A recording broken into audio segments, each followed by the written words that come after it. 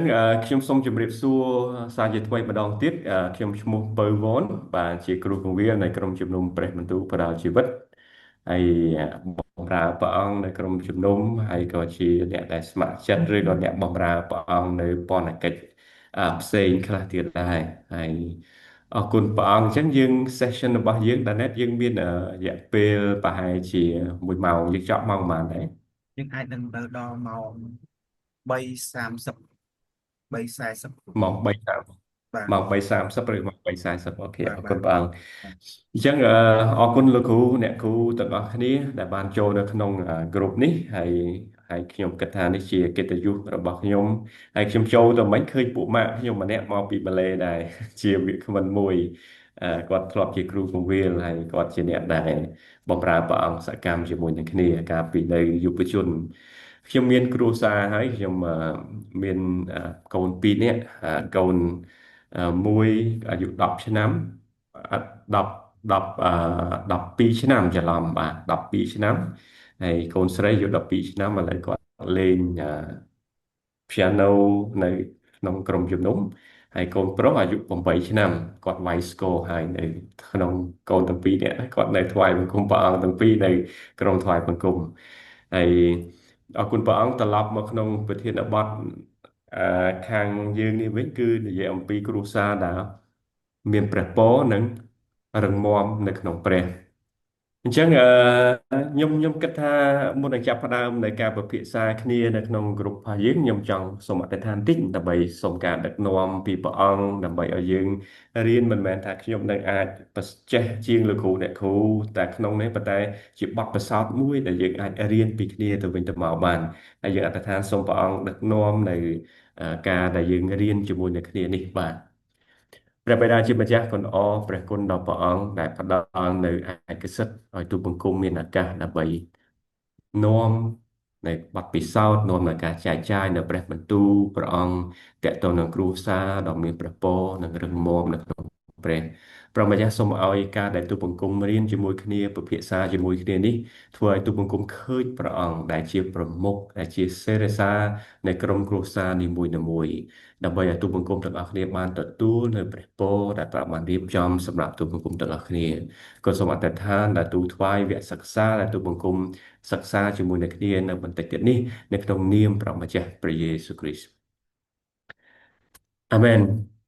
អញ្ចឹងបើយើងនិយាយអំពីគ្រួសារតាមពិតខ្ញុំឃើញនៅក្នុងវគ្គD6 ដែលយើងចូលរួមរៀនហ្នឹងគឺគេមានវគ្គច្រើននៅក្នុងហ្នឹងតែវគ្គនេះជាពិសេសគឺវគ្គភាសាខ្មែរដែលយើងនិយាយខ្មែរទៅវិញទៅមកឲ្យយើងអាចឮសំឡេងគ្នាទៅវិញទៅមកបានហើយយើងអាចនឹងឆ្លុះបញ្ចាំងនិងរៀនជាមួយគ្នាទៅវិញទៅមកបានតើនៅពេលដែលព្រះអង្គប្រាប់ថាឲ្យយើងគិតពីគ្រួសារតែគ្រួសារហ្នឹងគឺចាប់ផ្ដើមមកពីណាមុន ចឹងគ្រួសារដ៏មានព្រះពរនិងគ្រួសារដែលរឹងមាំគឺជាអ្វីមួយដែលព្រះជាម្ចាស់ចង់ឃើញអ្នកដែលបំរុងចាប់ដៃគ្នាជាគ្រួសារចាប់ដៃគ្នាជាគ្រួសារព្រោះបើយើងនិយាយពីគ្រួសារមិនមែនគ្រាន់តែមនុស្សរស់នៅជាមួយនឹងយើងទេបាទ it's not group of people ណាគ្រួសារមិនមែនគ្រាន់ជា group of people ឬមនុស្សរស់នៅជាមួយយើងប៉ុន្តែគ្រួសារគឺជាសម្ព័ន្ធ គេហៅថាសម្ព័ន្ធមេត្រីគេហៅ covenant អង់គ្លេសហៅថា covenant ដែលព្រះអង្គបានចងមានបរិសុទ្ធនិងស្ត្រីចាប់ដៃគ្នាធ្វើជាគូស្រករហើយបង្កើតបានជាកូនជាចៅដូចជាព្រះបន្ទូលដែលព្រះជាម្ចាស់បានអឺមានព្រះបន្ទូលមកកាន់យើងទាំងអស់គ្នាដែលថាចូលឲ្យយើងបង្កើតកូនចៅឲ្យបានច្រើននៅលើផែនដីនេះកាលពីមុនជិតដឹងហើយថាមានតែ2 នាក់ទេ មានតែ2 នាក់គឺលោកតាអាដាមហើយនិងលោកយាយអេវ៉ាប៉ុន្តែឥឡូវនេះស្ថិតិយើងឥឡូវជិត8,000 លាន8,000 លានអ្នកហើយ7,000 លានអ្នកជាងហើយអញ្ចឹងបើយើងមើលទៅគ្រូមនុស្សកើតឡើងកាន់តែច្រើនប៉ុន្តែនៅក្នុងចំណោមក្រុមគ្រួសារដែលកើតឡើងទាំងអស់ហ្នឹងលោកគ្រូអ្នកគ្រូទាំងអស់គ្នាមិញបានដឹងខ្លះអំពីអឺពីអឺ បញ្ហាដែលកើតឡើងនៅក្នុងក្រុមគ្រួសារបញ្ហាដែលកើតឡើងជាមួយនឹងកូនបញ្ហាដែលកើតឡើងជាមួយនឹងប្តីប្រពន្ធអ្នកខ្លះគាត់ចំណាយពេលច្រើនមែនទែនសម្រាប់បីបាច់ថែរក្សាកូនរបស់គាត់អ្នកខ្លះចំណាយពេលច្រើនដើម្បីធ្វើកិច្ចការដើម្បីចិញ្ចឹមដើម្បីផ្គត់ផ្គង់ដល់កូនរបស់គាត់អានឹងជាផ្នែកដែលគាត់បានធ្វើ contribute បំពេញតម្រូវការរបស់ក្រុមគ្រួសារប៉ុន្តែម្នាក់ទាំងអស់ដែលគាត់ធ្វើទាំងអស់ហ្នឹងគឺគាត់គោលបំណងរបស់គាត់ខ្ញុំជឿថាជាគាត់ពិតជាចង់បានក្រុមគ្រួសារគ្រិស្តបរិស័ទដែលមានព្រះពរហើយរឹងមាំនៅក្នុងព្រះអង្គទាំងខ្ញុំដែលអ្នកនិយាយនេះក៏ចង់បានក្រុមគ្រួសារដែលមានព្រះពរហើយទាំងអ្នកស្ដាប់ក៏ចង់បានក្រុមគ្រួសារដែលមានព្រះពរយើងអត់មានតែគេម្នាក់ចង់បានក្រុមគ្រួសារដែលពោរពេញដោយបណ្ដាសាមែនទេសិតតែអ្នកចង់បានអឺគ្រួសារដែលពោរពេញដោយព្រះពរអញ្ចឹងបើយើងនិយាយពីគ្រួសារដែលពោរពេញព្រះពរហើយគ្រួសារដែលរឹងមាំហ្នឹងតើលោកចំពោះលោកគ្រូអ្នកគ្រូបងប្អូនទាំងខ្ញុំដូចចុច slide អត់ទៅណាបាទចង់ឲ្យនៅក្នុងនៅក្នុងនៅក្នុងវគ្គដែលយើងរៀនជាមួយគ្នាខ្ញុំមានតែពីរចំណុចបាទពីរចំណុចគឺ1 ម៉ោងជាមួយនឹងគ្នាបាទដើម្បីឲ្យយើងអាចគិតគូរហើយពិភាក្សាគ្នាថាតើអ្វីជាគ្រួសារដ៏មានប្រព័ន្ធនិងរឹងមាំនៅក្នុងព្រះតើមួយទៀតសំណួរទីពីរមួយទៀតតើធ្វើដូចបណ្ដេចដើម្បីឲ្យគ្រួសារយើងមានប្រព័ន្ធហើយរឹងមាំយើងសំណួរមានតែពីរឯងដើម្បីឆ្លុះបញ្ចាំងហើយអ្វីដែលយើងទៅជាមួយនឹងគ្នាបន្ទាប់នោះក៏មានតែពីរចំណុចដែរអញ្ចឹងមានសំណួរពីរហើយនឹងចំណុចពីរដែលយើងនឹងរៀនជាមួយនឹងគ្នានៅថ្ងៃនេះហើយខ្ញុំជឿថានៅថ្ងៃនេះពេលដែលខ្ញុំមានឱកាសក្នុងការបង្រៀនឬក៏នាំការលើកទឹកចិត្តតាក់ទងនឹងគ្រួសារនេះខ្ញុំជឿថានេះលើកទឹកចិត្តដល់ខ្ញុំដូចគ្នាកិច្ចការនេះលើកទឹកចិត្តដល់ខ្ញុំដូចគ្នាអញ្ចឹងខ្ញុំចង់ឲ្យលោកគ្រូអ្នកគ្រូមានការពិភាក្សាឆ្លុះបញ្ចាំងម្នាក់មួយមកបាទថាតើអ្វីជាគ្រួសារដ៏មានព្រះពរនិងរឹងមាំនៅក្នុងព្រះហើយមួយទៀតតើធ្វើដូចបណ្ឌិតដើម្បីឲ្យគ្រួសារយើងនឹងមានព្រះពរនិងរឹងមាំបាទมันមានការខុសมันមានការត្រូវទេជាមតិយោបល់ដែលយើងអាចចែកចាយពីគំនិតរបស់យើងការយល់ឃើញរបស់យើងហើយអ្នកដែលត្រៀមក្នុងការដែលអឺដើម្បីចាប់ដៃគូរបស់យើងហើយដើម្បីឈានទៅដល់អាពាហ៍ពិពាហ៍បាទតើយើងត្រូវដឹងអីខ្លះអំពីគ្រួសារអញ្ចឹងសូមខាងអ្នកណាមុនក៏បានដែរស្ម័គ្រចិត្តបាទសំណួរសូមឆ្លើយសំណួរទាំងពីរហ្នឹងមកដើម្បីយើងយកពិភាក្សាគ្នាបន្ទាប់មកយើងនឹងទៅមេរៀនជាមួយនឹងគ្នាតែម្ដងបាទជាសំណួរឆ្លុះបញ្ចាំងនៅប្រធានបទរបស់យើងសូមបងស៊ីណាបងមានបទពិសោធន៍មួយជាងវាបាទលោកសិទ្ធបាទលោកគ្រូមានកូនបានអីគ្រូបាទជំរាបសួរខ្ញុំមានកូន4នាក់កូនបងអាយុ12ហើយកូនពៅអាយុ7ឆ្នាំកូនបងអាយុ12 10កូនពៅអាយុ7 14ឆ្នាំហ្នឹង14ហ្នឹងគ្លិចតាបាទ14បាទលោកគ្រូសូមអញ្ជើញលោកគ្រូតើលោកគ្រូយល់ឃើញយ៉ាងម៉េចដែរតើតើនឹងគ្រួសារដ៏រឹងដ៏មានព្រះពរនិងរឹងមាំនៅក្នុងព្រះហើយនឹងតើធ្វើដូចម្តេចដើម្បីឲ្យគ្រួសាររបស់យើងមានព្រះពរនិងរឹងមាំបាទសូមលោកគ្រូស្ដាប់បទពិសោធន៍លោកគ្រូបន្តិចមើលអឺគ្រូអ្វីជាគ្រួសារដ៏មានពរនិងរឹងមាំក្នុងព្រះអឺខ្ញុំថាតកតងទៅនឹងជីវិតយើងចាប់ផ្ដើមតាំងពីអឺមានន័យថាគំរូជីវិតតាំងពីអាពាហ៍ពិពាហ៍របស់យើងមកអឺដែលអឺផ្ដើមចេញពីការសម្រេចចិត្តក្នុងការរៀបអាពាហ៍ពិពាហ៍ក៏ជាដើមចមនៃអឺការទទួលបានពពកដែរបើមិនជាយើងដូចខ្ញុំបានសម្រេចចិត្តមានន័យថាជ្រើសរើសអ្នកដែលខ្ញុំស្រឡាញ់ហើយយើងព្រមព្រៀងគ្នាហើយយើងរៀបចំអាពាហ៍ពិពាហ៍នៅក្នុងព្រះអង្គជាអ្នកជឿដូចគ្នាហ្នឹងយើងអត់ទៅមានអឺ conflict អត់ទៅមានទំនាស់ឬក៏មានបញ្ហារឿងជំនឿឬក៏បកកាយមានថាក្នុងកាពីដែលទូទៅគេនិយាយថាទំនឹមស្រីអីហ្នឹងបាទគឺតាមដំក្រាបបាទជាផ្នែកមួយដែលផ្ដល់ឲ្យយើងអឺ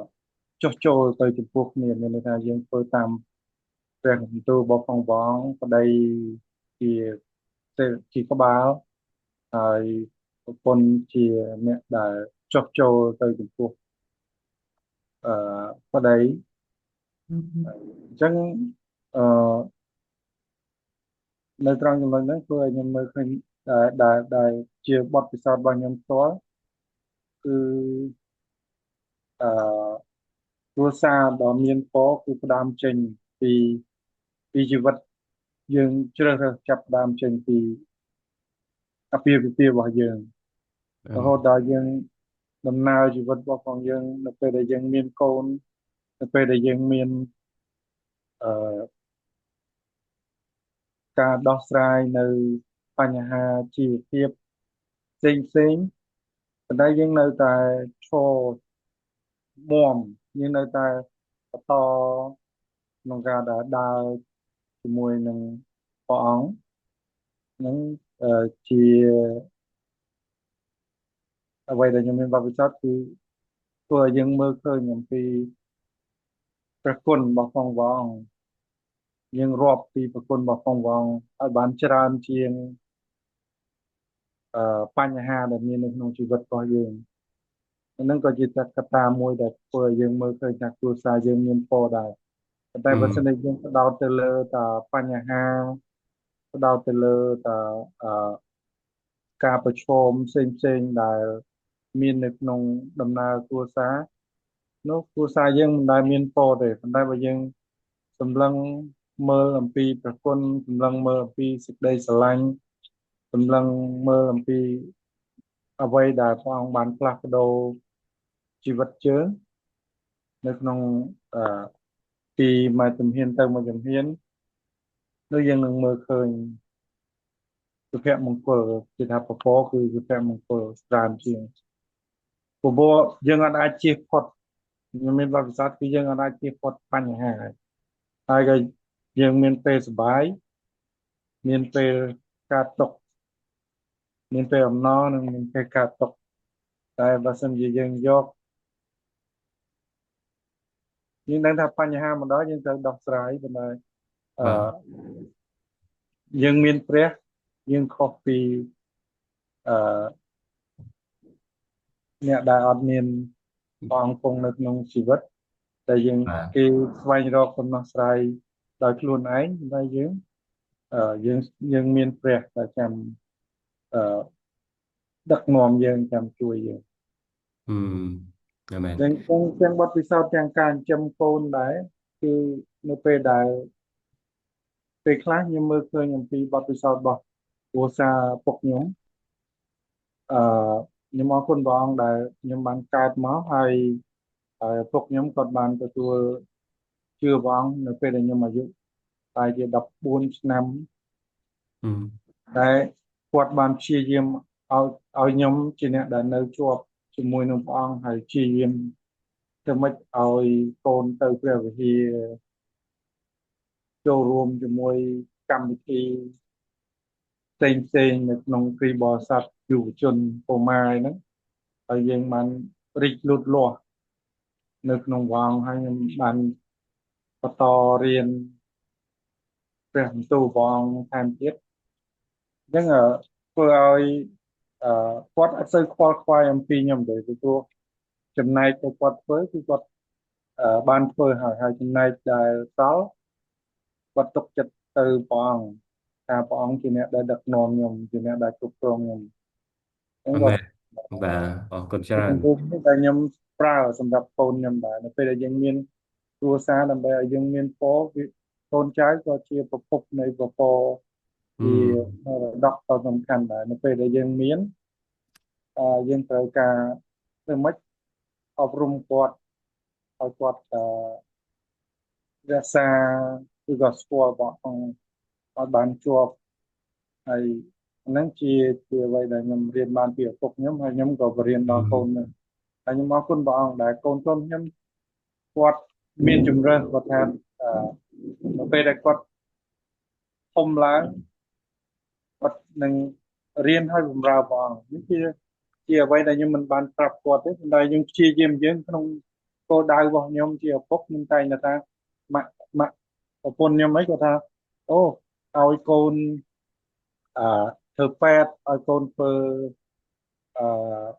យើងតាមគំនិតយើងមើលឃើញពោះតែបែរជាចម្លើយរបស់គាត់មើលឃើញអំពីគំរូនៃជីវិតរបស់យើងក្នុងការបម្រើព្រះអង្គហើយគាត់ចង់អឺទោះបីជាគាត់ធ្វើអីផ្សេងតែគាត់នឹងចូលរួមក្នុងការបម្រើព្រះអង្គអញ្ចឹងអានេះជាមែនចម្លើយគាត់នៅក្នុងការដែលគាត់នៅតូចប៉ុន្តែខ្ញុំមើលឃើញថាគាត់មានការជាប់ជួនជាមួយព្រះអង្គអញ្ចឹងធ្វើបាទឲ្យខ្ញុំមើលឃើញពីគំរូរបស់ពុកខ្ញុំហើយអឺអូខេមកខ្ញុំក៏ទៅបរឹងកូនខ្ញុំបាទឲ្យនៅជាមួយនឹងព្រះអង្គបានចឹងបាទអរគុណលោកគ្រូបាទអញ្ចឹងអ្វីដែលលោកគ្រូអឺឆ្លុះបញ្ចាំងមកតាក់ទងទៅនឹងអ្វីជាគ្រួសារដ៏មានប្រពរនិងរឹងមាំជាមួយនឹងព្រះហើយដោយលោកគ្រូលើកឡើងវិញហ្នឹងថាកូនក៏ជាផ្នែកនៃព្រះពរដែលព្រះអង្គប្រទានឲ្យដែរដែលព្រះអង្គប្រទានឲ្យយើងហើយដោយលោកគ្រូលើកឡើងវិញថាយើងអ្នកជឿព្រះអង្គយើងរាប់ថាកូនជាមរតកហើយព្រះពរដែលព្រះជាម្ចាស់ប្រទានឲ្យយើងអាមែនមែន ចឹងអរគុណលោកគ្រូដែលសារតែពេលវេលាយើងរៀងនេះបន្តិចអញ្ចឹងអរគុណសម្រាប់លោកគ្រូបានចូលរួមចែកចាយយល់តកតងនឹងសំណួរទាំងពីរខាងលើអញ្ចឹងអ្វីជាគ្រួសារដ៏មានព្រះពរនិងរឹងមាំក្នុងព្រះតើធ្វើដោយបណ្ដេចបើយើងមានគ្រួសារហើយបើយើងមិនទាន់មានគ្រួសារតែធ្វើទៅម្ដេចដើម្បីឲ្យគ្រួសាររបស់យើងជាគ្រួសារដែលមានព្រះពរនិងរឹងមាំ តែជាគោលដៅរបស់យើងទាំងអស់គ្នាដែលត្រូវការកិច្ចការនឹងទាំងអស់គ្នាមែនទេហើយដោយលោកគ្រូស៊ីណាគាត់ចែកចាយមិញបတ်ពិសោធន៍មិញដូចនៅក្នុងយើងដូចនៅលីវតែមានតែម្នាក់ទេណាលោកគ្រូមានតែដាណេតមួយដែលគាត់នៅលីវបាទកែវាហ្នឹងយើងសិតតែមានគ្រួសារអស់ហើយណាបាទ2 នាក់cùng 2 នាក់ពីរនាក់ឯងពីនាងពីរនាក់ពីនាងនៅដែរ មាននាងដែរគាត់នៅដែរអញ្ចឹងពីរនាក់តែបាទ តែអត់ទាន់មានបាទអញ្ចឹងអរគុណព្រះអង្គអាចឆ្លុះបញ្ចាំងសំណួរនឹងប្រហែលជាម្នាក់ឬក៏ពីរនាក់ទៀតបានទេខ្លីៗដើម្បីយើងទៅមេរៀនរបស់យើងតែម្ដងបាទបាទអ្នកគ្រូគឹមvớiលោកគ្រូវ៉នគ្រូវ៉នអាចចែកចាយខ្លីៗបាទខ្ញុំសូមរួមចំណែកតិចដែរលោកគ្រូបាទតកតងបាទនឹងគ្រួសារដែលមានប្រពរហើយរឹងមាំក្នុងព្រះចឹងគ្រួសារដែលមានប្រពរយើងកំណត់ថាតើប្រពរនឹងអីគេខ្លះអញ្ចឹងអាចថាជាប្រពរដែលមានសុខភាពល្អសុខអឺសាន្តសុវត្ថិភាពសប្បែបយ៉ាងបាទហើយនឹងអាចថាសុភមង្គលជាមួយគ្នាហើយរឹងមាំជានៅក្នុងព្រះហ្នឹងគឺថាយើងរឹងមាំយើងខ្ជាប់ខ្ជួនជាមួយព្រះយើងអឺមិនដូចថាដាច់ឆ្ងាយអំពីព្រះបាទហ្នឹងបាទមែហើយតកនតងទី2នោះតើធ្វើដូចម្ដេចដើម្បីឲ្យគ្រួសារមានពពកអញ្ចឹងមានច្រើនកត្តាមែនតើបាទអញ្ចឹងខ្ញុំមិនដឹងអស់ដែរគ្រាន់តែថាអាចថាខ្ជាប់ខ្លួនជាមួយនឹងព្រះអង្គរស់នៅដែលពឹងលើព្រះអង្គបាទរអស់នៅដែលពឹងឺលើព្រះអង្គបាទហើយអាចថាអធិដ្ឋានជារៀងរាល់ថ្ងៃអានគម្ពីរស្ដាប់ព្រះបន្ទូលព្រះអង្គបាទហើយនឹងអីផ្សេងច្រើនទៀតបាទអញ្ចឹងខ្ញុំមានប៉ុណ្ណឹងលោកគ្រូបាទបាទអរគុណបាទសូមបាទដូចគ្នាយើងដូចអត់ច្រើនណាអាចម្នាក់ពីរនាក់ទៀតមកក៏បានដែរបាទគ្នាយើងដូចខ្លីៗដូចបាទ បាទបាទចំពោះខ្ញុំគិតថាគ្រួសារដែលមានពរហើយនឹងរឹងមាំគឺជាគ្រួសារដែលមានស្គាល់ព្រះស្រឡាញ់ព្រះហើយកោតខ្លាចព្រះអញ្ចឹងវាប្រេងពុនដូចគ្នាដែរបើសិនជាយើងថាយើងកោតខ្លាចព្រះឧទាហរណ៍ថាអឺយើងមានគំនិតមួយថាចង់នឹងក្បត់ប្រពន្ធឬក៏ក្បត់ប្តីព្រះអង្គឲ្យយើងស្រឡាញ់គ្នាអញ្ចឹងយើងស្រឡាញ់គ្នាគ្រប់គ្នាថែរក្សាគ្នាអញ្ចឹងយើងបើនេះហើយគឺជាបញ្ញត្តិរបស់ព្រះអញ្ចឹងយើងអត់ហ៊ានទេដោយសារយើងកោតខ្លាចព្រះហើយធ្វើដូចម្ដេចដើម្បីឲ្យយើងអឺ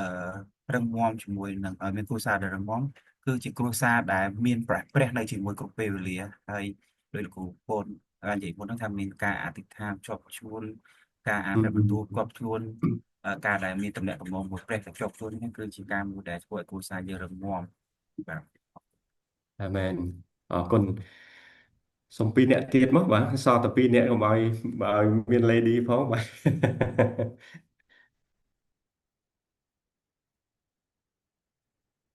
នៅខាងមីនីហើយនឹងមួយទៀតបាទសូមឃីមបាទខ្ញុំគិតថាដូចជាមិនខុសគ្នាពីអ្វីដែលលោកគ្រូបានចែកចាយទេទីមួយខ្ញុំគិតថាផ្ដោតសំខាន់ទៅលើជំនឿហឹមហើយប្រកាសថាគ្រប់ទាំងសមាជិកក្នុងគ្រួសាររបស់យើងមានព្រះយេស៊ូវច្បាស់លាស់ហឹមគ្រប់ទាំងស្ថានភាពទាំងអស់ទីពីរគឺ ព្រោះគ្រប់គ្នាសុទ្ធតែមានព្រះអង្គហើយក៏តែក្នុងទី2នេះអ្វីដែលខ្ញុំមើលឃើញផ្ដោតទៅលើការតំណាក់តំណងរវាងសមាជិកគ្រួសារទៅកាន់សមាជិកគ្រួសារមួយទៀត ừ ឲ្យប្រកាសថាយើងមានផលផ្លែផ្នែកខាងវិញ្ញាណហើយយើងស្គាល់ពីទូនាទីក្នុងគ្រួសារជាម្ដាយជាប្រពន្ធឬក៏យ៉ាងម៉េចអញ្ចឹងឲ្យចេះថាស្គាល់ទូនាទីហើយធ្វើតាមទូនាទីឲ្យបានល្អ ừ ចាអរគុណច្រើន អរគុណបាទសូមកូនពៅបាទចុងក្រោយ អឺ អរគុណលោកគ្រូបើបាទ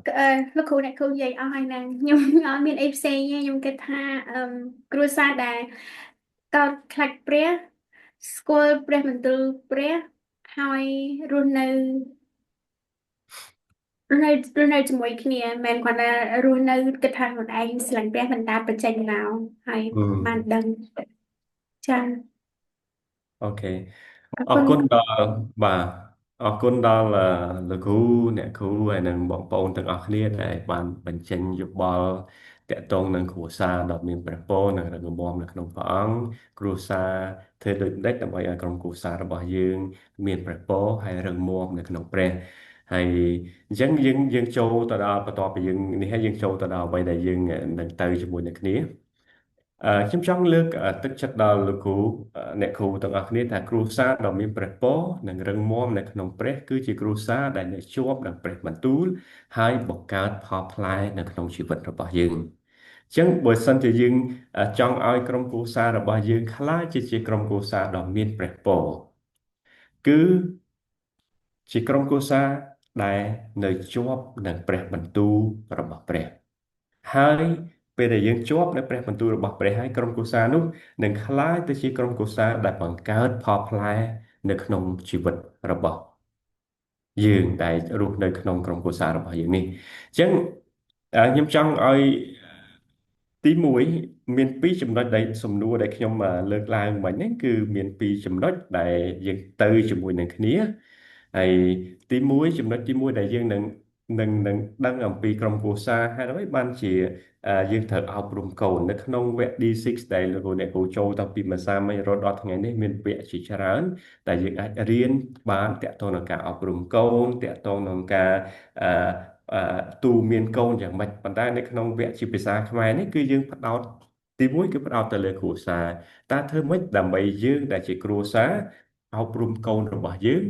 នៅក្នុងក្រុមគ្រួសាររបស់យើងព្រោះក្នុងអឺនៅក្នុងគ្រួសាររបស់យើងព្រះអង្គប្រាប់ថាប្តីគឺជាសេរសាប្តីគឺជាគេហៅថាប្រមុខនៃគ្រួសារបាទប្តីគឺជាអ្នកនាំនៃគ្រួសារប៉ុន្តែនៅក្នុងព្រះគ្រីស្ទបើយើងក្រុមគ្រួសារនៅក្នុងព្រះគ្រីស្ទព្រះអង្គជាសេរសានៃ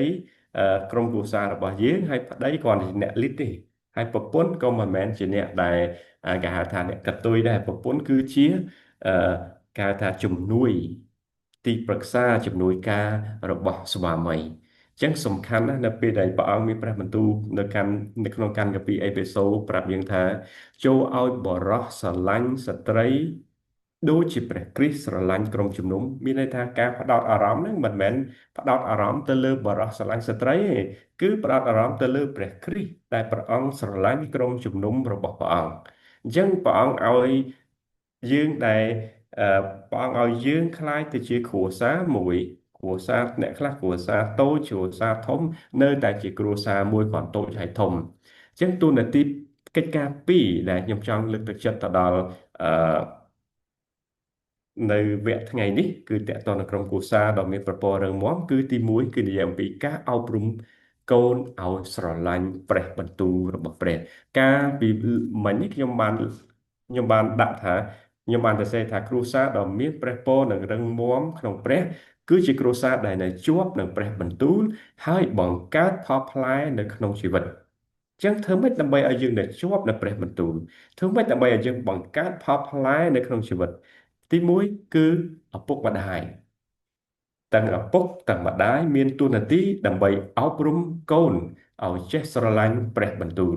ព្រោះមិនត្រឹមការស្ដាប់ព្រះបន្ទូលបើយើងនិយាយពីស្រឡាញ់គឺបើយើងស្រឡាញ់នរណាម្នាក់យើងលះបង់យើងចំណាយពេលយើងចំណាយអីទាំងអស់អញ្ចឹងហើយបាទខ្ញុំដាក់នៅក្នុងអប់រំកូន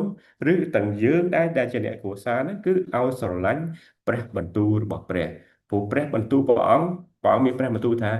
ព្រះបន្ទូលព្រះអង្គគឺជាជីវិតព្រះបន្ទូលព្រះអង្គផ្ដល់នៅអ្វីដែលអត់មានអីសោះ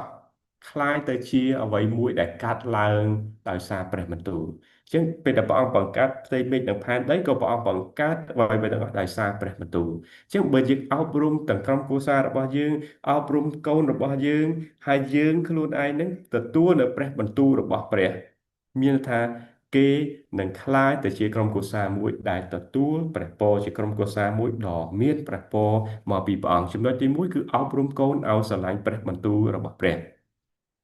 នៅក្នុងសុភាសិតបានប្រាប់យើងថាចូរអប់រំកូនក្មេងឲ្យមានទម្លាប់ល្អតាំងពីតូចគេនឹងរក្សាទម្លាប់នេះរហូតដល់ចាស់អញ្ចឹងពេលដែលកាន់កាពីសុភាសិតបានប្រាប់យើងថាពេលដែលយើងអប់រំគឺចាប់ផ្ដើមពីតូចមកអប់រំកូនឲ្យមានទម្លាប់ល្អតាំងពីតូចហើយកូនពេលដែលកូនបានមានទម្លាប់ល្អតាំងពីតូចហើយគេនឹងរក្សាទម្លាប់នេះរហូតដល់ចាស់អញ្ចឹងសូម្បីនៅក្នុងព្រះបន្ទូលរបស់ព្រះអង្គក៏ព្រះអង្គមានព្រះបន្ទូលឲ្យយើងមានការទទួលខុសត្រូវក្នុងការអប់រំកូនយើងរក្សាឲ្យគាត់មានទម្លាប់យ៉ាងម៉េចគឺទម្លាប់ស្រឡាញ់ព្រះបន្ទូលរបស់ព្រះឲ្យគេគាត់មានទម្លាប់យ៉ាងម៉េចទម្លាប់ចូលចិត្តព្រះបន្ទូលរបស់ព្រះអង្គអញ្ចឹងបើយើងមើលនៅក្នុងទុតិយកថាប្រាប់ថាត្រូវទុកឲ្យព្រះបន្ទូលដែលខ្ញុំប្រគល់ឲ្យអ្នកនៅថ្ងៃនេះដកជាប់នៅក្នុងចិត្តរបស់អ្នកជានិច្ចគឺព្រះបន្ទូលរបស់ព្រះអង្គគឺសំខាន់ណាស់ព្រះបន្ទូលព្រះអង្គគឺជាជីវិតព្រះបន្ទូលព្រះអង្គគឺជាអាហារដែលមានសុខភាពល្អជានំម៉ាណាធ្លាក់ពីឋានសួគ៌ជាងព្រះបន្ទូលព្រះអង្គគឺព្រះអង្គឲ្យកូនចៅអ៊ីស្រាអែលនៅក្នុងទុតិយកថាឲ្យរក្សាទុកព្រះបន្ទូលដែលព្រះអង្គប្រគល់ឲ្យនេះព្រះអង្គប្រគល់ឲ្យកូនចៅអ៊ីស្រាអែលរក្សាព្រះបន្ទូលនៅថ្ងៃនេះដកជាប់នៅក្នុងចិត្តរបស់អ្នកជានិច្ចអញ្ចឹងលោកអ្នកគ្រូមើលបងប្អូនទាំងអស់គ្នាអាចសម្លឹងមើលថាបើសិនជាយើងមានព្រះបន្ទូលដែលផ្ដល់ជីវិតព្រះបន្ទូលដែលធ្វើឲ្យអ្វីៗទាំងអស់បង្កើតទាំងអស់ហ្នឹងមានអ្វីៗទាំងអស់នៅលើផែនដីព្រះបន្ទូលនោះគង់នៅក្នុងជីវិតរបស់យើងហើយព្រះបន្ទូលដកនៅក្នុងចិត្តរបស់យើងហើយព្រះបន្ទូលនេះនៅជាប់ជាមួយនឹងយើងជារៀងរាល់ថ្ងៃតើនឹងមានអ្វីកើតឡើងនៅក្នុងហ្នឹងដោយព្រះអង្គមានព្រះបន្ទូលថាកាលពីព្រះអង្គបើយើងនិយាយពីព្រះបន្ទូលគឺនិយាយអំពីតួអង្គរបស់ព្រះយេស៊ូវគ្រីស្ទព្រះអង្គមានជាតួអង្គនៃព្រះបន្ទូលព្រះអង្គគឺជាអឺព្រះបន្ទូលបើយើងនិយាយព្រះបន្ទូលគឺយើងមានគឺនិយាយអំពីព្រះយេស៊ូវគ្រីស្ទក្នុងយូហានបានប្រាប់យើងថាព្រះអង្គជាព្រះបន្ទូលហើយព្រះបន្ទូលរបស់ព្រះបាទបាននិយាយបានថ្លែងហើយអ្វីៗទាំងអស់ទៅកើតឡើងមកអញ្ចឹងបើយើងនិយាយពីឲ្យគេនៅជាប់ជាមួយព្រះបន្ទូលអប់រំកូនឲ្យស្រឡាញ់ព្រះបន្ទូលបើយើងបកប្រែមួយទៀតថាអប់រំកូនឲ្យស្រឡាញ់ព្រះយេស៊ូវឲ្យស្រឡាញ់ព្រះយេស៊ូវពេលដែលគេស្រឡាញ់ព្រះយេស៊ូវហើយគេដកជាប់នៅក្នុងចិត្តរបស់គេទៅណាក៏គេមានគិតអំពីព្រះយេស៊ូវទៅណាក៏គេគិតអំពីព្រះបន្ទូលចាប់ផ្ដើមជីវិតរបស់គេនឹងបង្កើតផលផ្លែជីវិតរបស់គេនឹងក្លាយទៅជាជីវិតមួយដ៏ស្រស់បោះមានអនាគតល្អជឿលើព្រះបន្ទូលនោះនឹងបង្កើតផលផ្លែនៅក្នុងជីវិតរបស់គេជាក់ជាមិនខាននៅក្នុងខ7ប្រាប់ថាចូលបង្រៀនកូនចៅរបស់អ្នកឲ្យអំពីព្រះបន្ទូលនេះគឺត្រូវនិយាយឲ្យគេស្ដាប់ឲ្យវាស្ដាប់ពេលអ្នកនៅផ្ទះពេលធ្វើដំណើរចូលដំណេកនិងពេលក្រោកពីដំណេកអញ្ចឹងបើនិយាយអំពីជនជាតិអ៊ីស្រាអែលវិញគឺមេដាបេដាឪពុកម្ដាយរបស់គាត់ហ្នឹងគឺតាំងពីដើរក៏និយាយអំពីព្រះបន្ទូលរបស់ព្រះអង្គតាំងពីដេកក៏និយាយអំពីព្រះបន្ទូលព្រះអង្គហើយតាំងពីក្រោកពីដំណេកក៏និយាយអំពីព្រះបន្ទូលព្រះអង្គគឺគេនិយាយព្រះបន្ទូលរបស់ព្រះអង្គឲ្យព្រះបន្ទូលរបស់ព្រះអង្គឲ្យកូនចៅរបស់គេឮអំពីព្រះជារៀងរាល់ថ្ងៃតែម្ដង នេះហើយក៏បានជាចំណុចទីមួយដែលយើងនេះដែលយើងរៀនជាមួយគ្នាមិញគឺអប់រំកូនឲ្យស្រឡាញ់ព្រះបន្ទូលរបស់ព្រះជាម្ចាស់អញ្ចឹងហើយបានជនជាតិអ៊ីស្រាអែលនៅសប្តាហ៍ថ្ងៃនេះគឺជាជនជាតិដែលមានព្រះពរមកពីព្រះជាម្ចាស់បាទធ្វើអីក៏កើតផលផ្លែធ្វើអីក៏កើតផលផ្លែហើយកុំភ្លេចថាយើងក៏ជាអ៊ីស្រាអែលដែរយើងជាអ៊ីស្រាអែលខាងឯវិញ្ញាណជនជាតិអ៊ីស្រាអែលគេទទួលព្រះពរតាមរយៈលោកអាប់រ៉ាហាំនៅក្នុងលោកុបាទចំពុក12យើងដឹងហើយថាព្រះអង្គប្រទានពរឲ្យជនជាតិអ៊ីស្រាអែលឲ្យលោកអាប់រ៉ាហាំគឺពររបស់អ៊ីស្រាអែលគឺតាមរយៈលោកអាប់រ៉ាហាំជាបិតានៃជំនឿហើយយើងឥឡូវនេះដោយសារព្រះគ្រីស្ទយើងនៅជាប់នឹងព្រះបន្ទូលរបស់ព្រះគ្រីស្ទហើយយើងជឿលើព្រះគ្រីស្ទយើងក៏ជាពូជពង្សរបស់លោកអាប់រ៉ាហាំដែរបើយើងជាពូជពង្សរបស់លោកអាប់រ៉ាហាំយើងក៏ទទួលព្រះពរតាមរយៈព្រះយេស៊ូវគ្រីស្ទជាព្រះពររបស់លោកអាប់រ៉ាហាំតាមរយៈព្រះយេស៊ូវគ្រីស្ទដែរអញ្ចឹងហើយបានព្រះអង្គបានឲ្យយើងពេលដែលយើងនៅជាប់ជាមួយនឹងព្រះគ្រីស្ទយើងនៅជាប់ជាមួយនឹងព្រះបន្ទូលយើងនៅជាប់ជាមួយនឹងព្រះគ្រីស្ទដូចគ្នាអញ្ចឹងព្រះបន្ទូលរបស់ព្រះសំខាន់ណាស់ចឹងដើម្បីឲ្យក្រុមគ្រួសាររឹងមាំនិងដ៏មានប្រព័ន្ធនិងរឹងមាំគឺចំណុចចាប់ផ្ដើមគឺឲ្យក្រុមគ្រួសាររបស់យើងនៅជាប់ជាមួយនឹងព្រះបន្ទូលរបស់ព្រះគ្រីស្ទដែលជាព្រះបន្ទូលដែលបង្កើតផលផ្លែព្រះបន្ទូលដែលផ្ដល់ជីវិតដល់យើងដូចខ្ញុំជឿថាគាត់បានធ្វើអញ្ចឹងតាំងពីដើរក៏នៅពេលអ្នកនៅផ្ទះក៏និយាយអំពីអព្រះបន្ទូលឲ្យកូនយើងស្ដាប់ពេលធ្វើដំណើរក៏និយាយពេលដេកក៏និយាយនៅពេលក្រោកពីដំណេកក៏និយាយព្រះបន្ទូលទៅដល់ព្រះរបស់ព្រះទៅកាន់កូនរបស់យើងប៉ុន្តែសម័យយើងនេះគឺកម្លាតច្រើនណាស់ងើបពីគេងកាន់ smartphone មើល social media បាទមានរឿងអីខ្លះសិនបាទបន្ទាប់មកបានទៅនេះប៉ុន្តែកាលពីមុនអត់មាន social media អត់មាន smartphone អីគឺម្នាក់គឺក្រោកពីគេងគឺនិគិតអំពីព្រះបន្ទូលរបស់ព្រះអង្គគឺប្រកាសអំពីព្រះបន្ទូលរបស់ព្រះអង្គពេលដែលយើងសង្ជេងគិតអំពីព្រះបន្ទូលព្រះអង្គព្រះអង្គមានព្រះបន្ទូលថាម៉េចព្រះអង្គមានព្រះបន្ទូលនៅក្នុងរំខានថាផ្ទុយទៅវិញគេចូលចិត្តនឹងក្រឹតវិន័យរបស់ព្រះអង្គម្ចាស់ព្រមទាំងសញ្ជឹងគិតក្រឹតវិន័យនេះរបស់ព្រះអង្គម្ចាស់ទាំងយប់ទាំងថ្ងៃអញ្ចឹងនៅទុយកថាមិនក៏និយាយអំពីការ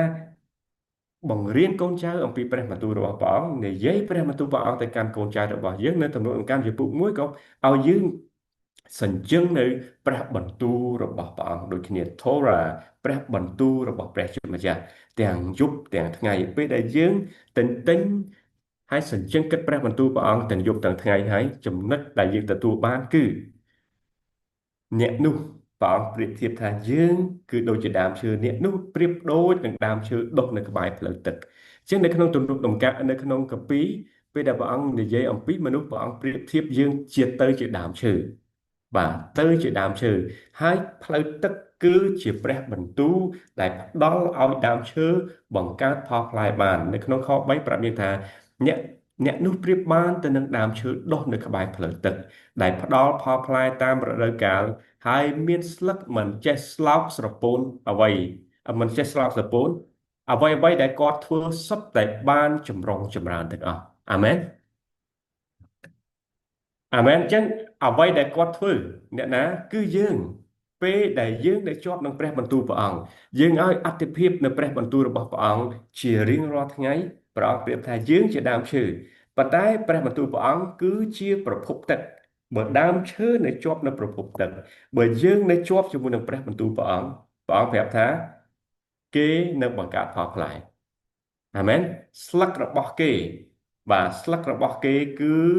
នៅតែស្រស់ញញឹមជានិច្ចបង្កើតផលផ្ដល់ផលផ្លែហើយតាមរដូវកាលទៀតហើយស្លឹកនៅមិនចេះស្លោកស្រពោនលោកគ្រូអ្នកគ្រូបងប្អូនទាំងគ្នាអាចចំណាំ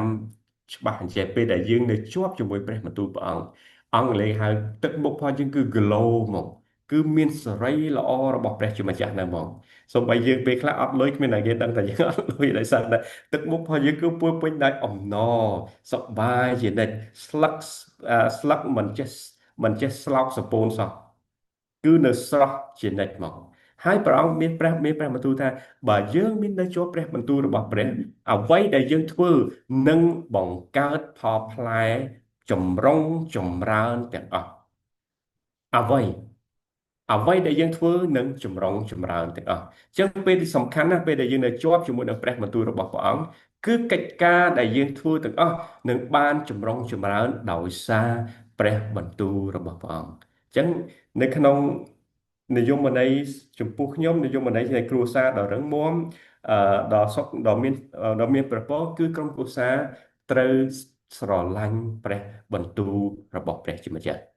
ពេលដែលយើងស្រឡាញ់ព្រះបន្ទូលរបស់ព្រះជាម្ចាស់ហើយយើងនឹងបានចម្រុងចម្រើនយើងមួយទៀតយើងនឹងបង្កើតផលផ្លែតាមរដូវកាលទោះអ្នកដែលស្រឡាញ់ព្រះបន្ទូលព្រះអង្គដែលជឿលើព្រះបន្ទូលព្រះអង្គហើយគេនឹងរីករាយជានិច្ចមិន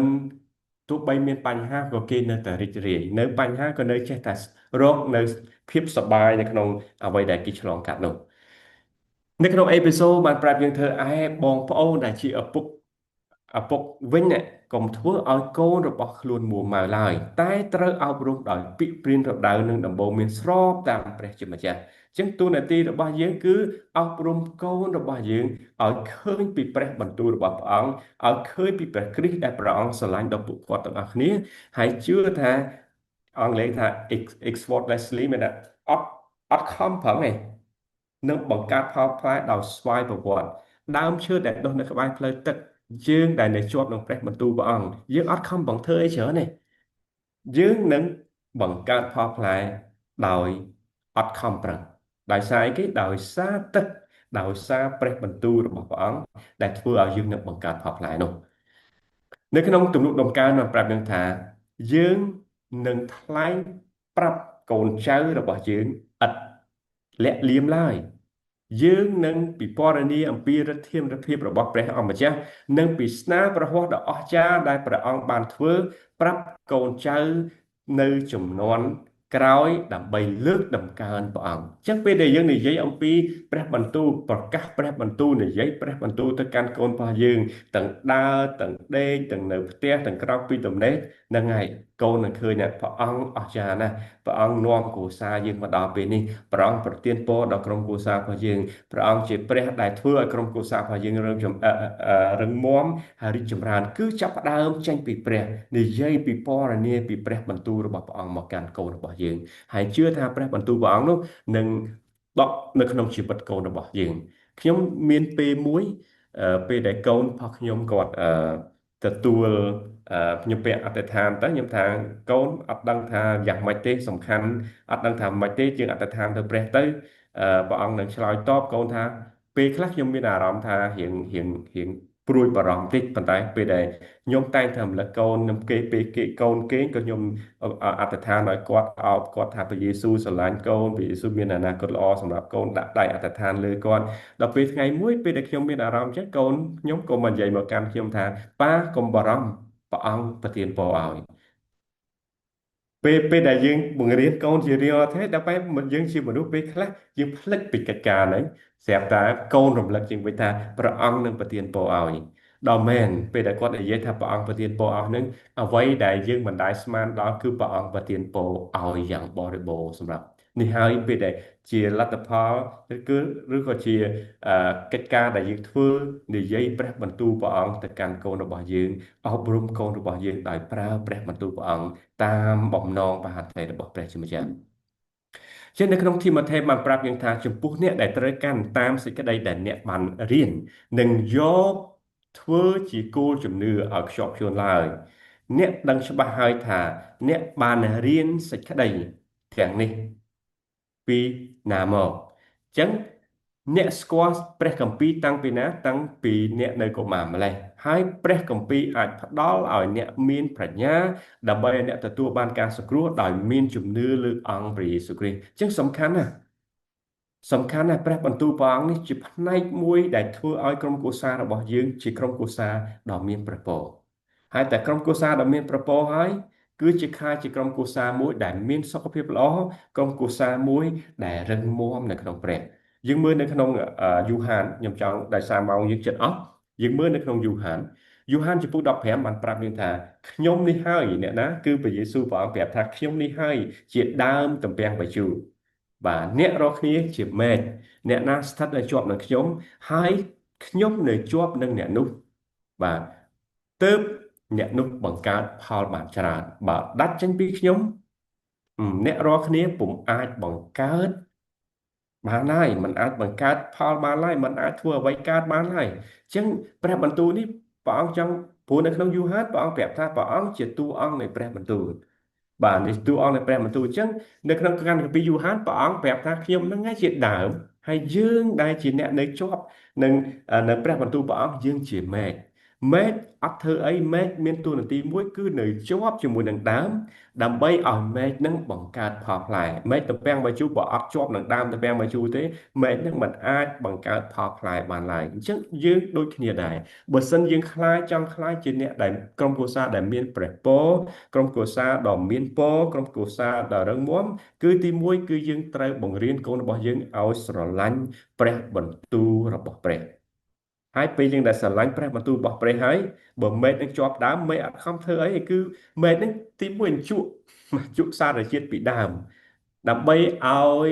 បងដើមមេឃនឹងបង្កើតទៅជាផលផ្លែទំពាំងបាយជូរអញ្ចឹងដូចគ្នាដែរបើយើងនៅជាប់ជាមួយនឹងព្រះបន្ទូលនៅជាប់ជាមួយព្រះគ្រីស្ទបើយើងបង្រៀនកូនរបស់យើងឲ្យនៅជាប់ជាមួយនឹងព្រះបន្ទូលរបស់ព្រះគ្រីស្ទខ្ញុំជឿថាកូនរបស់យើងនឹងបង្កើតផលផ្លែហើយបើសិនជាកូនរបស់យើងដាច់ឆ្ងាយចេញពីព្រះអង្គដាច់ឆ្ងាយចេញពីព្រះយេស៊ូវគ្រីស្ទជាសញ្ញាមួយដែលប្រាប់យើងថាយើងត្រូវគិតថាប្រហែលជាអាចមានរឿងអីកើតឡើងចំពោះកូនយើងហើយព្រោះលោកអ្នកគ្រូទាំងអស់គ្នាមិនអាចនៅជាមួយកូន24ម៉ោងបានទេខ្ញុំក៏មិនអាចនៅជាមួយកូន24ម៉ោងបានដែរប៉ុន្តែព្រះអង្គព្រះយេស៊ូវព្រះអង្គនៅជាមួយកូនរបស់យើង24ម៉ោងចូលទៅបន្ទប់ក៏ព្រះអង្គនៅជាមួយចេញទៅក្រៅបន្ទប់ក៏ព្រះអង្គនៅជាមួយទៅសាលាក៏ព្រះអង្គនៅជាមួយនៅណាក៏ព្រះអង្គនៅជាមួយកូនរបស់យើងដែរអញ្ចឹងពេលដែលយើងវិនិយោគជាមួយកូនរបស់យើងនិយាយព្រះបន្ទូលព្រះអង្គទៅកាន់កូនរបស់យើងទាំងដើរទាំងដេកទាំងក្រោកពីទំនេរទាំងធ្វើដំណើរអីចឹងទៅគឺព្រះបន្ទូលនោះនឹងនៅជាប់ក្នុងជីវិតរបស់កូនហើយព្រះបន្ទូលនោះគឺជាទ្រព្យសម្បត្តិដ៏ល្អប្រសើរបំផុតសម្រាប់កូនរបស់យើងដែលធ្វើឲ្យកូនរបស់យើងខ្លាចជាអ្នកដែលបង្កើតផលផ្លែបានច្រើនជាអ្នកដែលមានអនាគតល្អជាអ្នកដែលសបោសបាយនៅខាងមុខហើយព្រះបន្ទូលនឹងការពារដោយព្រះអង្គនៅក្នុងសុភាសិតខ្ញុំអត់បានដាក់នៅក្នុងនេះព្រះអង្គមានព្រះបន្ទូលក្នុងសុភាសិតថាព្រះបន្ទូលព្រះអង្គគឺជាជីវិតព្រះបន្ទូលព្រះអង្គគឺផ្ដល់ជីវិតព្រះបន្ទូលព្រះអង្គជាសុខភាពដល់យើងទាំងអស់គ្នាបើយើងរីករាយជាមួយនឹងព្រះយេស៊ូវរីករាយជាមួយព្រះបន្ទូលព្រះអង្គមានថាយើងរីករាយជាមួយនឹងព្រះបន្ទូលរបស់ព្រះអង្គអញ្ចឹងទី2ចំណុចទី2ដែលខ្ញុំចង់លើកទឹកចិត្តដល់ក្រុមរបស់យើងនៅថ្ងៃនេះគឺទី1មិញគឺអប់រំកូនឲ្យស្រឡាញ់ព្រះបន្ទូលរបស់ព្រះទី2គឺអប់រំកូនឲ្យគោរពមាតាបិតាអញ្ចឹងយើងទី1អប់រំកូនឲ្យស្រឡាញ់ព្រះបន្ទូលរបស់ព្រះទី2អប់រំកូនឲ្យគោរពមាតាបិតាសំខាន់ហើយធ្វើបានខ្ញុំយកតែ2ចំណុចនេះមកព្រោះទី1ស្រឡាញ់ព្រះបន្ទូលទី2គោរពមាតាបិតាអញ្ចឹងគោរពមាតាបិតាគឺជាផ្នែកមួយនៃព្រះពររបស់កូនរបស់យើងដូចគ្នាដែរអញ្ចឹងយើងមើលនៅក្នុងនេះពេលដែលយើងគោរពមាតាបិតាទី1ព្រះអង្គប្រាប់ថាពេលដែលយើងគោរពមាតាបិតាគឺព្រះអង្គប្រាប់ថាយើងនឹងមានអាយុយឺនយូរនៅលើផែនដីមានអ្នកខ្លះគេថាយើងអ្នកជឿព្រះយេស៊ូវគឺជាអ្នកដែលជឿសាសនាផ្សេងហើយជាអ្នកដែលមិនគោរពមាតាបិតាជាអ្នកដែលមើលងាយមាតាបិតាប៉ុន្តែនៅក្នុងព្រះបន្ទូលវាអត់អញ្ចឹងព្រះបន្ទូលរបស់ព្រះអង្គមានន័យផ្សេងគឺព្រះអង្គប្រាប់ឲ្យផ្ទុយពីអ្វីដែលគេគិតព្រះអង្គប្រាប់ថាបើយើងចង់បានអាយុយឺនយូរនៅលើផែនដីដែលព្រះជាម្ចាស់ប្រទានពរដល់យើងនេះគឺមិនយើងបានទទួលព្រះពរយើងបានទទួលព្រះពរពីព្រះជាម្ចាស់ដោយសារយើងនៅជាប់ជាមួយនឹងព្រះបន្ទូលហើយបង្រៀនកូនយើងឲ្យស្រឡាញ់ព្រះបន្ទូលរបស់ព្រះបន្ទាប់មកទី2គឺចាប់ផ្ដើមព្រះអង្គប្រាប់ថាឲ្យយើងគោរពមាតាបិតារបស់យើងដើម្បីឲ្យយើងមានអាយុយឺនយូរនៅលើផែនដីនេះអញ្ចឹងការគោរពមាតាបិតាជាកត្តាសំខាន់មួយនៃ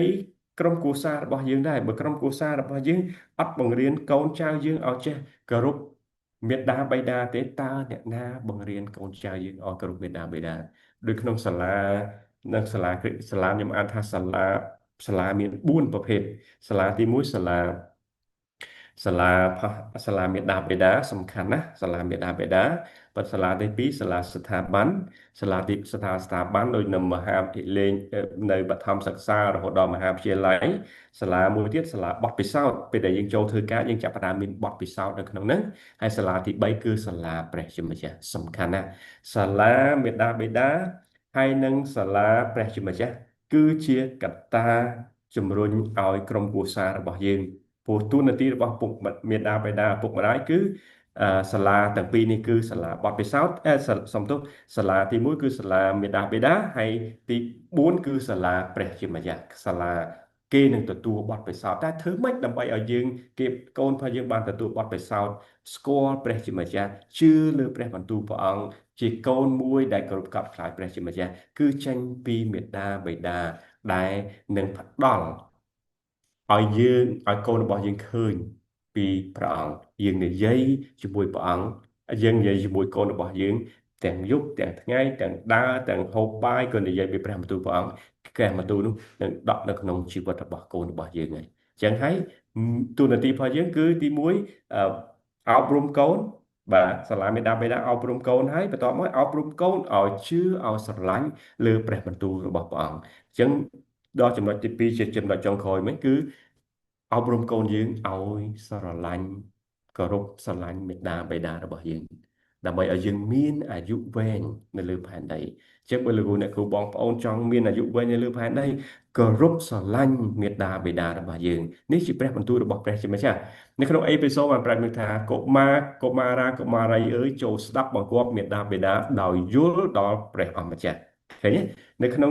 អេពីសូតប្រាប់ថាកុមារាកុមារីទាំងប្រុសទាំងស្រីត្រូវគោរពមេដាបេដា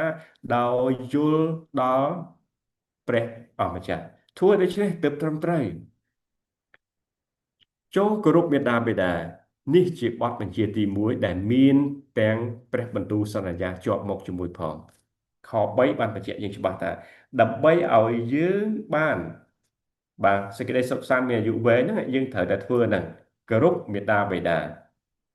គោរពស្ដាប់បង្គាប់មេដាបេដាស្រឡាញ់មេដាបេដាគឺមួយមិញអាយុវែងនេះមានសេចក្តីសុខនិងមានអាយុវែងនៅលើផែនដីអញ្ចឹងបើលោកគ្រូអ្នកគ្រូហើយបងប្អូនទាំងអស់គ្នាទាំងខ្ញុំចង់คลายទៅជាអ្នកដែលរស់នៅលើផែនដីមានអាយុវែងបាទមានសេចក្តីសុខហើយមានអាយុវែងនៅលើផែនដីពោពេញដោយព្រះពរព្រោះមិញយើងបានទទួលព្រះពរពីព្រះជាម្ចាស់ហើយដោយសារយើងនៅជាប់ជាមួយនឹងព្រះជាម្ចាស់ជាប់ជាមួយនឹងព្រះបន្ទូលរបស់ព្រះអង្គជាងយើងបានទទួលព្រះពរហើយឥឡូវនេះដើម្បីយើងចង់ឲ្យคล้ายទៅជាអ្នកដែលមានអាយុវែងហើយមានរស់នៅដោយក្តីសុខសាន្តគឺយើងត្រូវគោរពមេត្តាបិតាជាបញ្ជារបស់ព្រះជាម្ចាស់មិនខ្ញុំអត់មើលអត់ថាបញ្ញត្តិឯបញ្ញត្តិគឺហាមឃាត់បញ្ជាគឺត្រូវតែធ្វើពេលដែលខ្ញុំឲ្យបញ្ញត្តិមួយមានថាបញ្ញត្តិពេលនិយាយគេនិយាយពីបញ្ញត្តិគឺនិយាយពីការហាមឃាត់បញ្ញត្តិមួយគឺមិនឲ្យធ្វើនេះមិនឲ្យធ្វើនេះមិនឲ្យធ្វើនេះប៉ុន្តែកន្លែងនេះគឺព្រះអង្គបញ្ជាឲ្យយើងស្រឡាញ់មេដាបេដានិងស្ដាប់បង្គាប់ដល់ពួកគាត់ទាំងអស់គ្នាឲ្យកិត្តិយសដល់គាត់ទាំងអស់គ្នានៅក្នុងកម្មគម្ពីរសុភាសិតក៏បានប្រាប់យើងថាកូនអើយចូលស្ដាប់ឪពុកព្រានប្រដៅហើយត្រង់ត្រាប់ស្ដាប់ម្ដាយទូន្មានត្បិតដំបូន្មានរបស់ឪពុកម្ដាយនឹងកសាងអត្តចរិតរបស់កូនឲ្យបានល្អដូចមកុដនិងខ្សែកមាសអាមែនព្រះអង្គឲ្យយើងទាំងអស់គ្នាកូនទាំងអស់ចូលស្ដាប់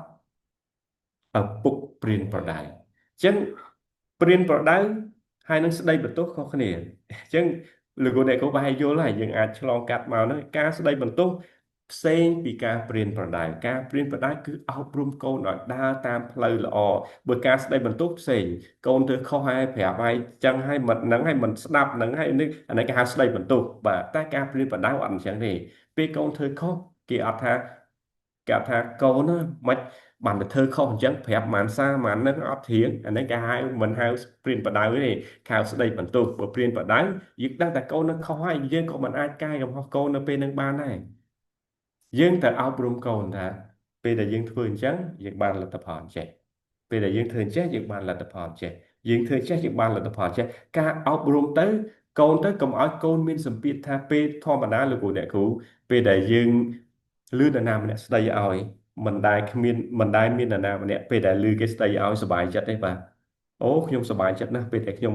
មានគេស្ដីឲ្យខ្ញុំសុបាយចិត្តណាស់ខ្ញុំគិតថាមិនដែលមានទេបើមានក៏ចម្លែកដែរនៅលើលោកនេះមានក៏ចម្លែកដែរអញ្ចឹងព្រះអង្គឲ្យយើងទូនាទីរបស់ឪពុកបាទជាប្រមុខនៃគ្រួសារនេះ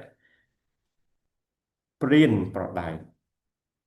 ចឹងព្រានប្រដៅកូនទូមានកូនព្រះអង្គឪពុកព្រានប្រដៅម្ដាយទូមានត្រង់ស្ដាប់ត្រង់ត្រាប់ស្ដាប់ទាំងម្ដាយទូមានអញ្ចឹងទាំងមានឪពុកទាំងមានម្ដាយកុំគ្រួសារដែលកើតឡើងនៅក្នុងអឺដែលមានកើតមានឡើងគឺដោយសារមានឪពុកហើយនិងម្ដាយបើអត់មានឪពុកមានម្ដាយអត់អាចមានគ្រួសារកើតឡើងមួយបានទេព្រោះគ្រួសារវាត្រូវមានប្រុសមានស្រីដោយព្រះអង្គផ្សំគុំអាដាមនិងអេវ៉ាកាលពីនៅសួនអេដែននេះមុនដំបូងគឺគ្រួសារដំបូងបំផុតនៅលើផែនដីគឺលោកតាអាដាមនិងលោកយាយអេវ៉ាមានតួនាទីដើម្បីបង្កើត multiply មនុស្សជាច្រើននៅលើផែនដីរហូតដល់សប្តាហ៍ថ្ងៃនេះអញ្ចឹងតួនាទីរបស់ឪពុកគឺព្រានប្រដៅហើយតួនាទីម្ដាយគឺទូមានដល់កូនរបស់គាត់ខ្ញុំសូមនៅក្នុងកូឡូសកុមារអើយចូលស្ដាប់បង្គាប់មេដាបេដាក្នុងគ្រប់កិច្ចការទាំងអស់ធ្វើដូច្នេះទើបក៏ប្រហារតីរបស់ព្រះជាម្ចាស់ប្រងគប់ប្រហារតីដល់យើងនៅពេលដែលយើងស្ដាប់បង្គាប់បាទមេដាបៃតារបស់យើងគ្រប់កិច្ចការដែលគាត់ប្រាប់ឲ្យយើងធ្វើអញ្ចឹងពេលដែលយើងស្ដាប់មេដាបៃតារបស់យើងគឺអ្វីដែលយើងធ្វើគប់ព្រះតីដល់ព្រះជាម្ចាស់ចឹងនៅខាងកកពីចុងក្រោយដែលខ្ញុំចង់នាំនៅថ្ងៃនេះគឺ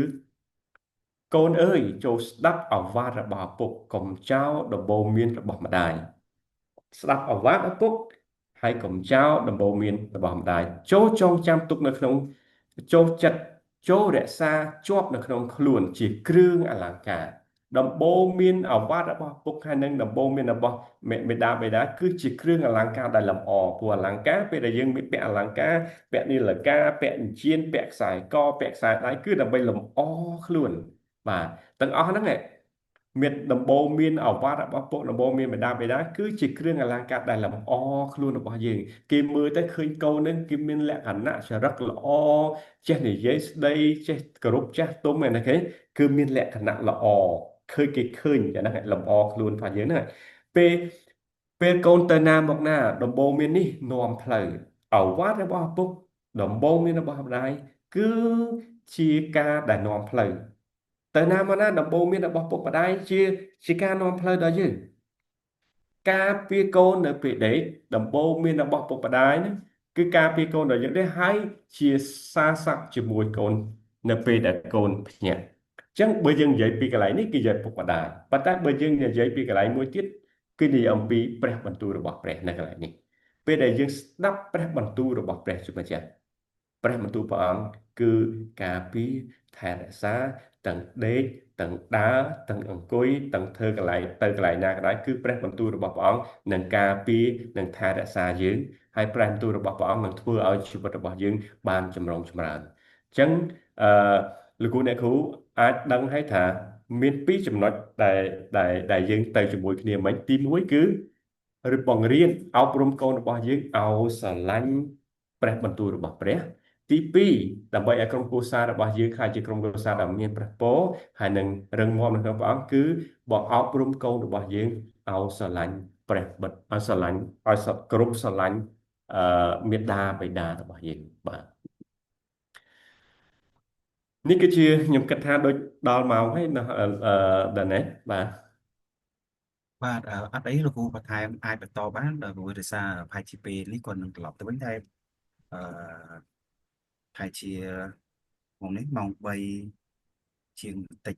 ហើយជា បាទខ្ញុំ អាចបន្ថែមបញ្ចប់លោកគ្រូអាចនឹង បាទនេះគឺជាមេរៀនដែលខ្ញុំរៀបសម្រាប់លោកសម្រាប់នៅថ្ងៃនេះប៉ុន្តែខ្ញុំចង់ឮអំពីការឆ្លុះបញ្ចាំងពីលោកគ្រូអ្នកគ្រូវិញបាទតើបន្ទាប់ពីយើងឆ្លងកាត់រៀនជាមួយនឹងគ្នានេះហើយតើលោកគ្រូអឺឆ្លុះបញ្ចាំងពីព្រះបន្ទូលព្រះអង្គហើយគំនិតរបស់លោកគ្រូមួយចំនួនទាក់ទងនឹងគ្រួសារដ៏រឹងមាំគ្រួសារដ៏មានប្រពរនិងរឹងមាំនៅក្នុងព្រះវិញបាទបើលោកគ្រូមានអីជាមតិយោបល់ចង់ share ចង់ចែកចាយលោកគ្រូអាចលើកមកបាននៅក្នុងក្រុមរបស់យើងនេះមុននឹងយើងបញ្ចប់ជាមួយនឹងគ្នាគុណគ្រូមានទេអាចចែកចំណែកបានហើយឬក៏ឆ្លុះបញ្ចាំងជាមួយនឹងមេរៀនដែលយើងបានថ្ងៃមុននេះបាទអរគុណច្រើនសម្រាប់លោកគ្រូ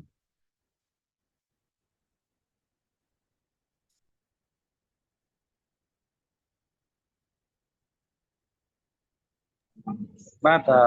ខ្ញុំអរគុណលោកគ្រូសម្រាប់មេរៀនល្អដែលជួយរំលឹកក៏ដូចជាជួយឲ្យយើងបានមើលឃើញអំពីសារៈសំខាន់នៃការយកចិត្តទុកដាក់ក្នុងនាមយើងជាអឺឪពុកជាមេគ្រួសារជាម្ដាយគឺពេលខ្លះយើងផ្ដោតទៅលើការងារខាងក្រៅច្រើនហើយពេលខ្លះយើងភ្លេចនៅការងារខាងក្នុងគឺកូនចៅរបស់យើងដោយជាពិសេសគ្រូបង្រៀនមានពន្ធកិច្ចច្រើនមានបេសកកម្មច្រើនហើយខ្ញុំមើលឃើញចំណុចដែលខ្ញុំរៀនបានពីខ្ញុំមិនបន្ទោសគាត់ទេប៉ុន្តែខ្ញុំមើលឃើញពីគ្រូដែលខ្ញុំធ្លាប់ស្គាល់ដោយសារគាត់ផ្ដោតទៅលើពន្ធកិច្ចខាងក្រៅច្រើនពេកហើយអត់សូវដូចជាចំណាយពេលជាមួយកូនគាត់អាងកូនទៅសាលាឈ្នួលសាលាថ្លៃហើយគាត់គិតថារលុយមកគ្រប់គ្រាន់ហើយឲ្យកូនទៅសាលាទៅបានហើយប៉ុន្តែនៅពេលដែលគាត់ជោគជ័យនៅក្នុងវិស័យក្នុងពន្ធកិច្ចរបស់ផងព្រះអង្គប៉ុន្តែនៅពេលដែលចូលមកក្នុងគ្រួសារវិញពុះពេលដោយសារកូនគាត់ទៅតាមមិត្តភ័ក្តិញៀនឆ្នាំញៀនហើយជួបបញ្ហាបងតូចបងធំជាគំរូដល់មិនល្អសម្រាប់គ្រួសារសម្រាប់ក្រុមជំនុំគឺធ្វើឲ្យគាត់ក៏រំលឹកដល់ខ្ញុំដែរថាសំខាន់គឺត្រូវតែបដោតឲ្យបានច្រើនយ៉ាងហើយណាក៏ធ្វើមិន make balance ថាគ្រួសារពីពន្ធកិច្ចអាចបើខ្ញុំចាត់ទុកគ្រួសារជាទី1ហើយពន្ធកិច្ចគឺទី2ហើយខ្ញុំមើលថែគ្រួសារខ្ញុំបានល្អខ្ញុំពេលអាចបើបានកាន់តែច្រើនតែបើអត់បានពីគ្រួសារទេទៅក៏ពិបាកវ័យព្រះយេស៊ូវមានបន្ទូលថាកុំឲ្យខ្វល់ខ្វាយពីពេលដែលយើងចេញទៅតែខ្ញុំដឹងថាយើងមានជំរើសយើងមានការសម្រេចចិត្តយើងមើលពីយើងអត់នៅក្នុងសម័យព្រះយេស៊ូវមុនទេហើយសម័យយើងនេះបើយើងប្រហែសកូនយើងគឺទៅកាលមុនក្មេងៗគាត់អត់មានអីជឿនលឿនមានទូរស័ព្ទមានហ្គេមមានអីដូចសម័យនេះទេគឺអស់ខូចហើយជំនាន់ខ្ញុំគឺចេះលេងបៀលេងកាទេយកលុយចេះលួចជក់បរិយ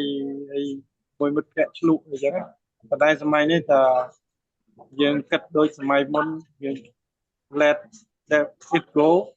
គឺពួកគាត់នឹងទៅអាមែនអូខេ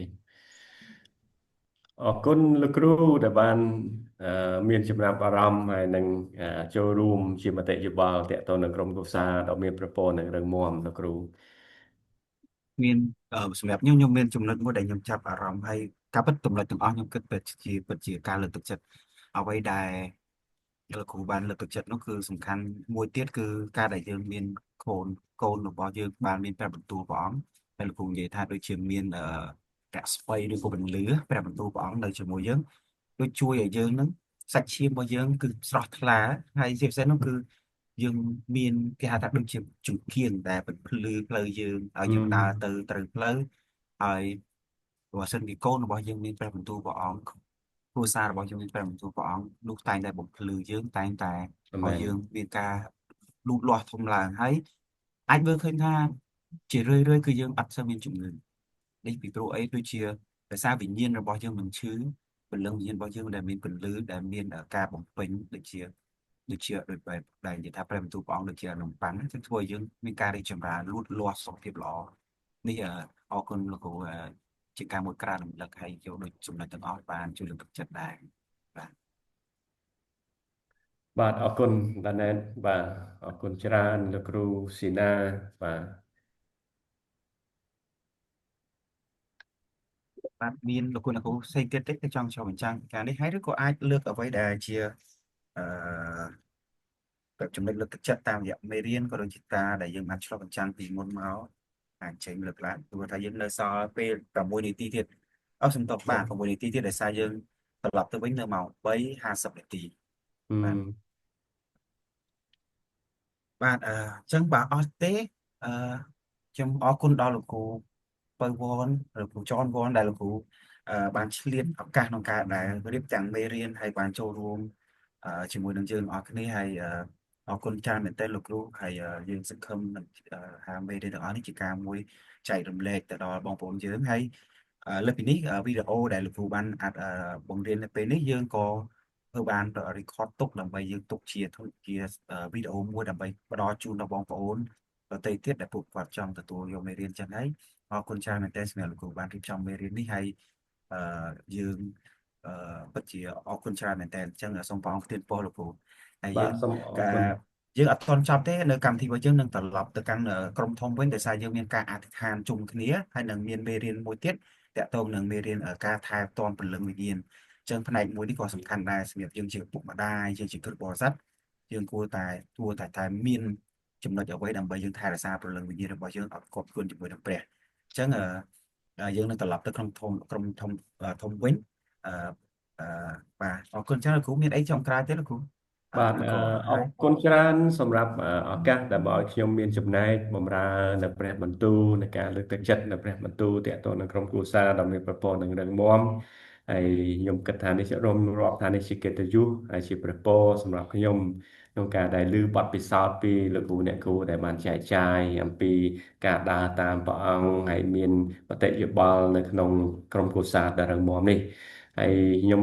អត់មានអីបន្ថែមពីនឹងទៀតប៉ុន្តែចុងក្រោយគាត់ខ្ញុំចង់ផ្ដាំថារំលឹកតែពីរចំណុចដែលយើងបានរៀនជាមួយគ្នាទី1គឺអប់រំកូនយើងឲ្យស្រឡាញ់នៅព្រះបន្ទូលរបស់ព្រះអង្គហើយបន្ទាប់មកអប់រំកូនយើងឲ្យស្រឡាញ់នៅមេត្តាបិតារបស់ហើយខ្ញុំគិតថានេះគឺជាដើមចងសំខាន់ក្នុងការធ្វើឲ្យក្រុមគ្រួសារមានប្រពរហើយក្រុមគ្រួសារហ្នឹងក្លាយជាក្រុមគ្រួសារមានសុខភាពល្អនិងរឹងមាំនៅក្នុងព្រះ